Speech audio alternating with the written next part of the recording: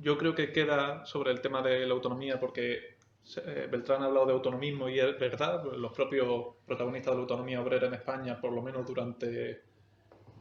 la primera década corta de vida del movimiento, se llamaban autonomistas y no autónomos, que luego a partir del 76, cuando el auge explosivo de los ciclos huelguísticos que hay en España, más potente de Europa, en esos años empieza a dar protagonismo a la Asamblea y sí que toman ya más lecciones de las teorizaciones que venían desde Italia y desde Francia, Alemania, también importantes, y, y adoptan ese concepto. Yo creo que eso tendríamos que afinar, los que quieren y los que queremos estudiar el tema de la autonomía obrera, tendremos que afinar en algún momento, pero es una cuestión tan confusa, tan nebulosa, que mejor lo dejamos para, para otro momento.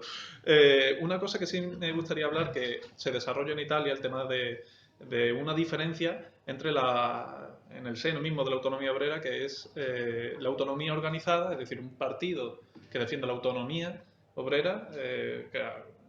al principio parece una contradicción en términos, y la autonomía difusa, que serían todos estos grupitos, los que destaca, por ejemplo, Miguel Amorós, que ha comentado Beltrán, que son grupos que se crean sin ningún tipo de órgano y sin ningún tipo de asociación más allá de la propia que se daba en los conflictos de trabajo entre los trabajadores.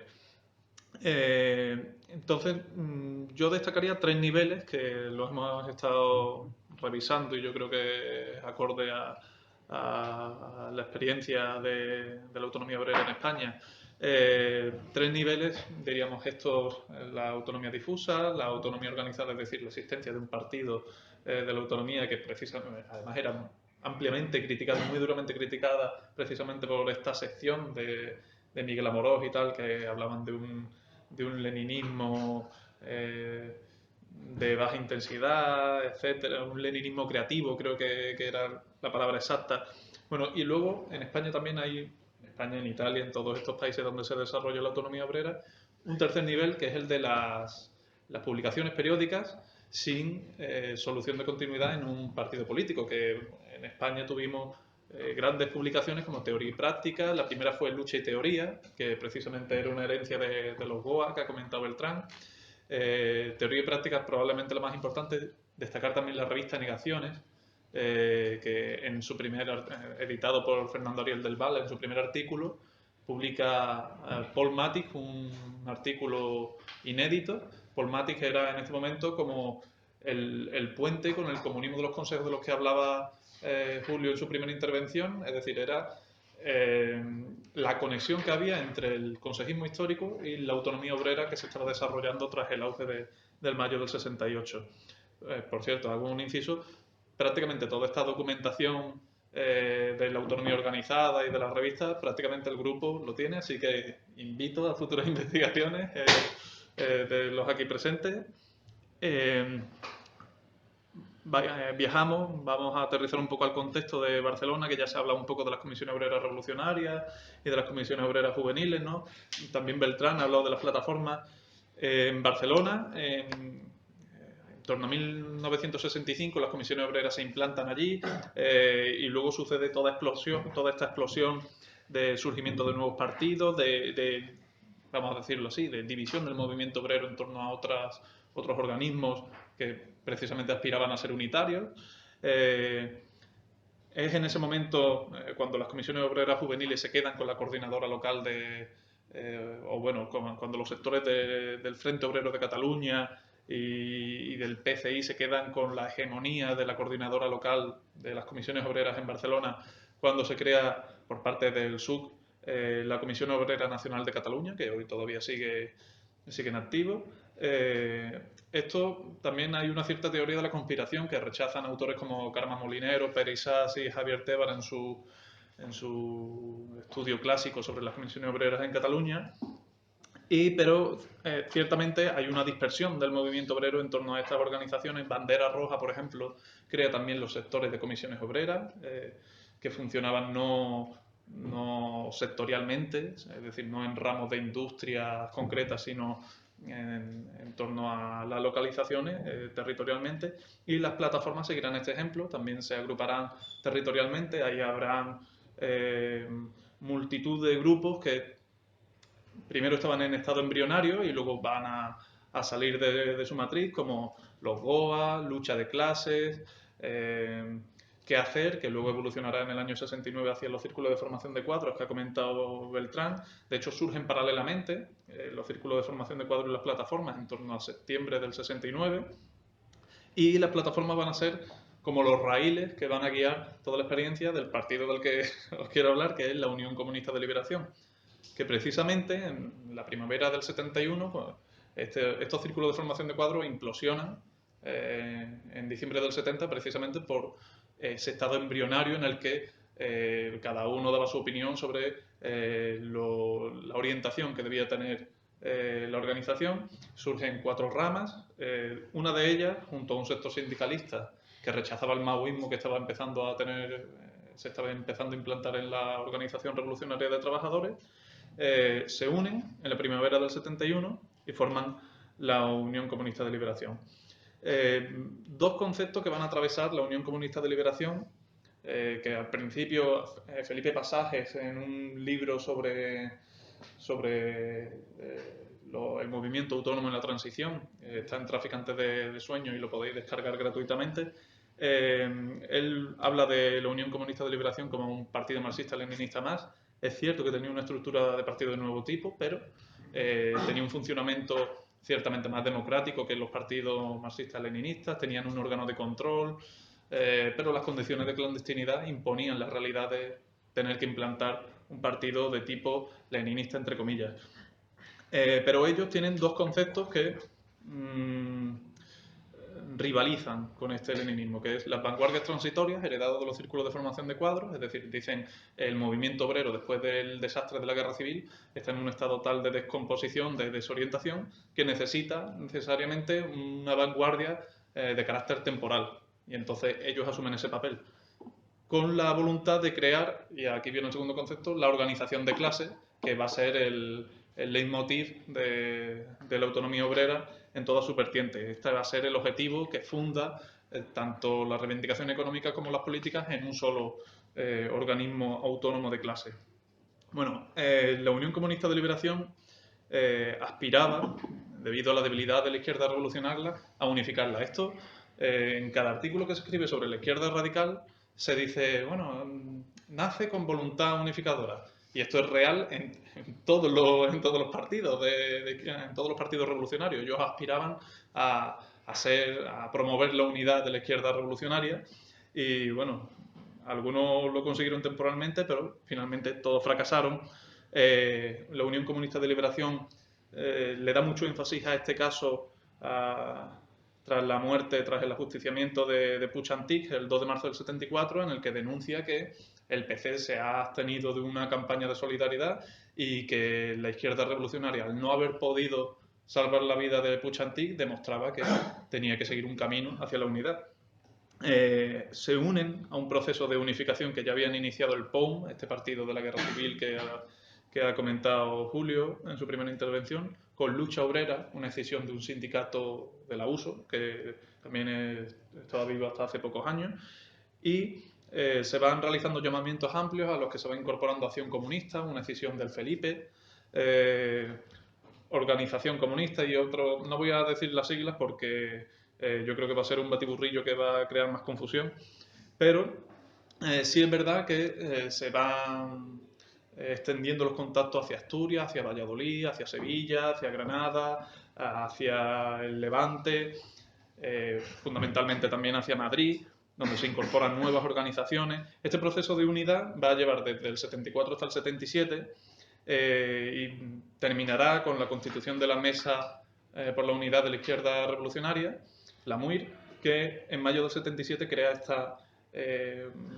este partido, el Movimiento de Liberación Comunista, que pretendía ser, junto con Autonomía Obrera, que es la evolución del colectivo Liberación, pretendía ser el partido de la autonomía en todo el Estado español. En este proceso de unificación voy a ir más rápido todavía, así que lo siento por los oyentes. En este proceso de unificación ciertamente se ve la diferencia entre el consejismo clásico y la autonomía, por ejemplo,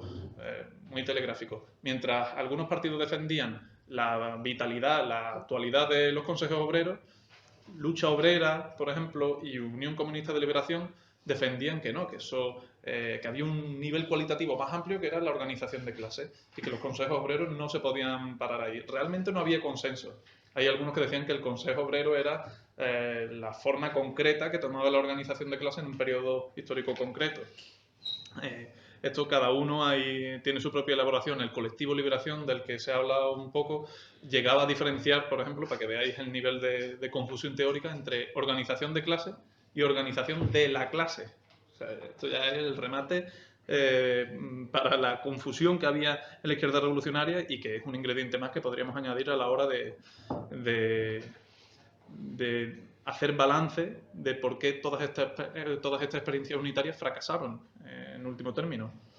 Bueno, la Unión Comunista de Liberación va evolucionando en su adscripción hacia el movimiento autónomo, que va en incremento conforme las luchas obreras van intensificándose, particularmente en el 76. Ahí integran en su propia organización a otros grupos más pequeños como la Organización Comunista, casi se unifican con Germanía Socialista y ellos creían en una revolución socialista sin etapas, estaban a favor de avances democráticos, pero consideraban que el proyecto que se estaba instalando en la transición española era el de una democracia limitada, el máximo nivel de democracia que se podía dar en el mundo, que se basaba en la represión y en el consumismo. Y es curioso porque ellos hablaban de que, bueno, podía haber una ruptura si se daba el caso, si se daban condiciones extraordinarias y podía aparecer un régimen de democracia popular, lo dicen así, un poco llamativo, además no concretan nada, no hablan de los regímenes históricos de democracia popular en Europa Oriental. Y bueno, ya para terminar, hablar de los frentes de lucha que ellos dividían en tres tipos. Los fundamentales, que eran el de las grandes factorías, los grandes obreros, las grandes fábricas que aglutinaban, por ejemplo, en Valladolid la FASA Renault aglutinaba 20.000 obreros, y los barrios. Estos son los frentes de lucha fundamentales. En los barrios, por ejemplo, ellos introducirán novedades como la problemática de las mujeres, que no solo sufren en el centro de trabajo, sino también en las casas, maltrato, un desequilibrio a la hora de repartir sus tareas y generacional también, atienden mucho a la problemática de los jóvenes, pero también de los ancianos. Luego ellos en un documento hacen balance y dicen, no hacemos nada aquí, somos un desastre, no somos capaces de hacer una acción organizada y de penetrar en las conciencias de los barrios obreros. Pero luego